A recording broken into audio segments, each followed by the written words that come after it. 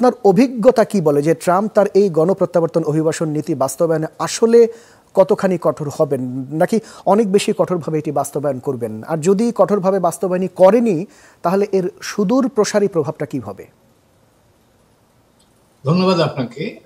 আসলে আপনি যেমনটা বলছিলেন, এবার ইমিগ্রেশন ইস্যুটা একটা মেজর ইস্যু, এবং এটা শুধু এবার না, 2016 সালেও যখন ট্রাম্প নির্বাচন করেছিলেন তখনও কিন্তু এই ইমিগ্রেশনটাকেই তিনি প্রধান হাতিয়ার হিসেবে ব্যবহার করেছিলেন, এবং জি, বিভিন্ন দেশের মানুষ সম্পর্কে নানান ধরনের কটু মন্তব্য করেছিলেন। পরবর্তীতে তিনি ক্ষমতায় এসে 6টা মুসলিম দেশের জনগোষ্ঠী যারা আছে তাদেরকে ভিসা নিষিদ্ধ করে দিয়েছিলেন। তো কাজেই ডোনাল্ড ট্রাম্প এখন যে এবারে ইমিগ্রেশনটাকে তার প্রধান হাতিয়ার হিসেবে নিয়েছেন, এটা খুব আশ্চর্য হওয়ার মতো কিছু নাই।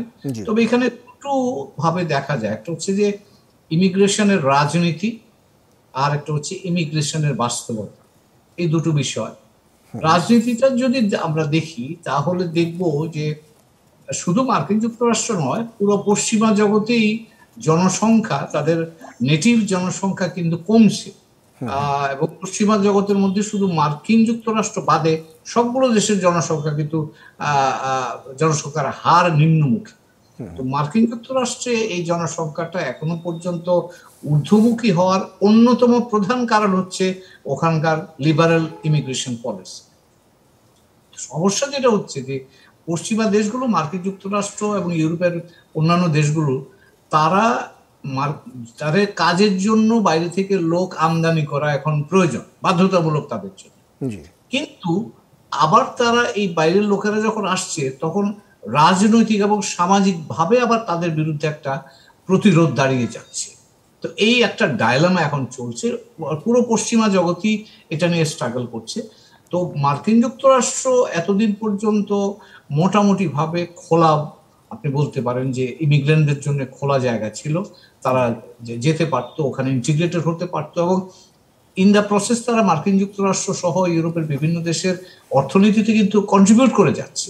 জি, কিন্তু গেলেও যেটা হয়েছে, প্রেসিডেন্ট ট্রাম্প গতবার যখন তিনি নির্বাচন করেন তখন তিনি এই ইমিগ্রেশন বা ইমিগ্রেন্টরা এসে কাজ নিয়ে যাচ্ছে এইরকম একটা ধোয়া তুলে কিন্তু তিনি গতবারও নির্বাচিত হয়েছিলেন, এবং এবার তো এটাকে তিনি প্রধান বিষয় হিসাবে নিয়েছেন।